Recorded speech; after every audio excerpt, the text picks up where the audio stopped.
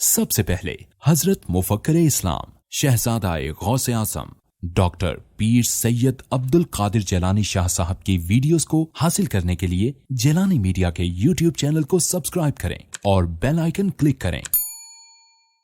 Videos اچھی لگے تو تھمز اپ دیں۔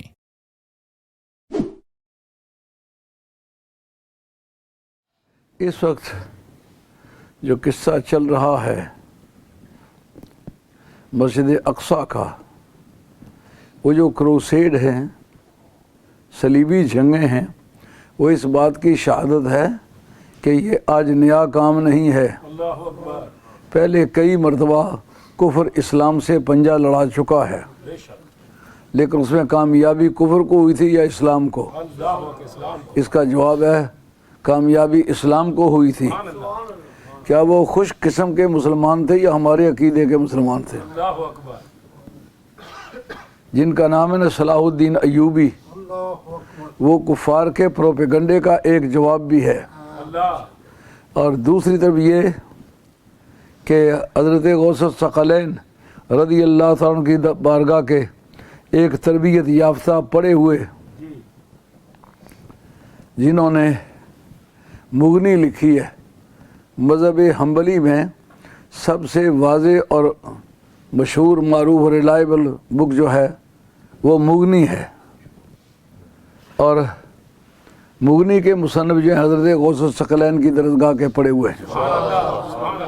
صلاح الدین ایوبی نے جتنے بھی کام کیے ہیں صلیبی جنگوں میں، وہ ان کے کہے کے مطابق کیے، یعنی اس کے پیچھے حضرت والی بغداد شہنشاہ جیلان کی تعلیمات کا ہاتھ تھا۔ جو آدمی اس میدان میں لڑا، اس نے ایک نام پیدا کیا۔ یہاں سے رچرڈ لڑنے کے لیے گیا، جو کسی وقت ہمارا پوپ سے واسطہ پڑا تھا نا، جس نے کہا تھا کہ اسلام صرف تلوار کی دھار سے پھیلا ہے، جبر و تشدد سے پھیلا ہے۔ ہم نے اس کے جواب میں ایک تقریر ٹی وی پہ کر دی تھی جس سے وہ ٹھس کر گیا تھا کہ رچرڈ اس ملک کا ایک نامی گرامی حکمران تھا، وہاں لڑائی کے لیے گیا، جنگ شروع ہو گئی۔ صلاح الدین ایوبی صاحب مغنی کے معتقد تھے، ان کی تعلیمات کے مطابق عمل کیا۔ کرتے کرتے وہ وقت آیا کہ رچرڈ کی تلوار ٹوٹ گئی۔ صلاح الدین ایوبی نے اپنی تلوار اس کو دی۔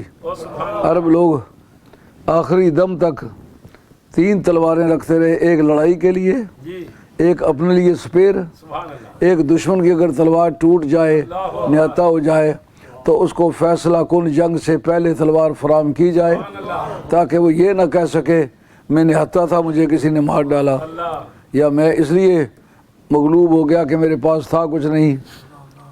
صلاح الدین ایوبی کی وہ جو سپیر تلوار تھی دشمن کے لیے، آپ نے اس کو سپلائی کی۔ ان کا اب جوان مرد بن، مردانگی کے جوہر دکھا، اب وقت ہے تیری مردانگی کا۔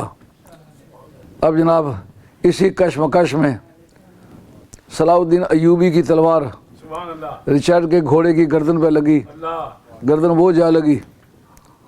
اب آپ نے اپنے آپ کو وہاں روک لیا۔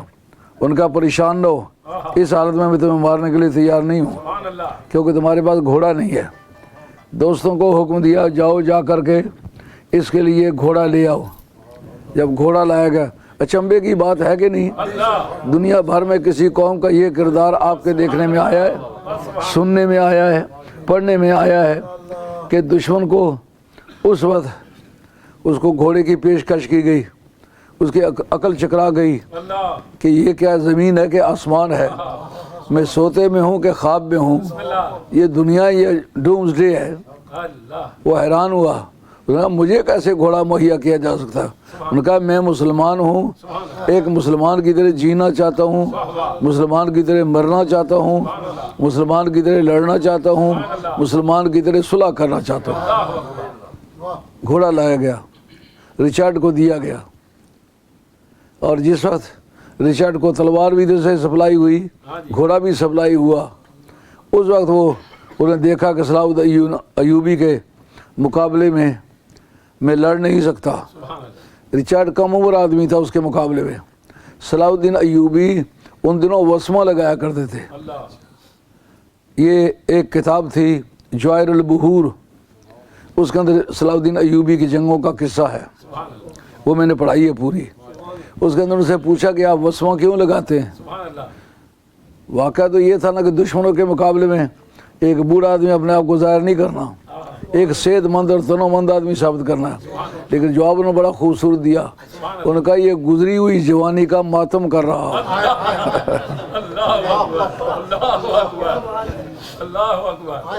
بالوں کو سیاہ لباس پہنا کے گزری ہوئی جوانی کا ماتم کر رہا ہوں. ایک عمر رسیدہ آدمی ہو کے ڈٹ کے لڑا اور جواں مردی کے ساتھ. اس کی پشت پر والی بغداد شہنشاہ جیلان کے مدرسے کا پڑا ہوا وہ موجود ہے، جو وہ ہدایت کرتے اس کے مطابق چلتے ہیں. آخر رچرڈ جس وقت ہار گیا اس نے ہار مان لی. اب ہارے ہوئے پر ہاتھ اٹھانا یہ مردانگی نہیں ہے. آپ نے اس کو حراست میں لے لیا اور اسپتال لا کے اس کا علاج کرایا. جب وہ سفر کے قابل ہوا اس کو وہاں سے سفر کے وسائل مہیا کیے. اس کے بھائی نے اس کی غیر حاضری میں دغا اس سے کیا کہ یہاں اس کا تختہ الٹ کے اپنی حکومت قائم کر لی. لیکن یہ دغا کرسچن نے کرسچن سے کیا ہے اور بھائی نے بھائی سے کیا ہے، کسی مسلمان نے مسلمان سے نہیں کیا. واہ مسلمان تیری غیرت پر قربان. کیوں کہتے ہو کہ تلوار کی دھار سے اسلام پھیلا، اب اخلاق عالیہ سے اسلام پھیلا؟ تو اس وقت یہاں اس کو پہنچایا گیا. وہ آکسفورڈ کے راستے میں ایک جگہ وہ رچرڈ کا مرگٹ ہے بنا ہوا، تو یہاں تک اس کے گھر تک اس کو پہنچا کے اس وقت مسلمانوں کے گھوڑے واپس گئے. پوری حفاظت اس کو یہاں تک پہنچایا. اس کا مطلب یہ ہے کہ یہ جو آج فلسطین پر آفت کے ایام ہیں یہ پہلے اس طرح کے ایام گزر چکے ہیں، لیکن میدان ولیوں کے ماننے والوں نے مارا ہے. قرآن کہتا ہے 2 گواہوں سے کم ہم گواہ تسلیم نہیں کرتے. سرکار کا اختیار ہے، ایک آدمی کو کہے ایک کا شہادت 2 کے برابر ہے.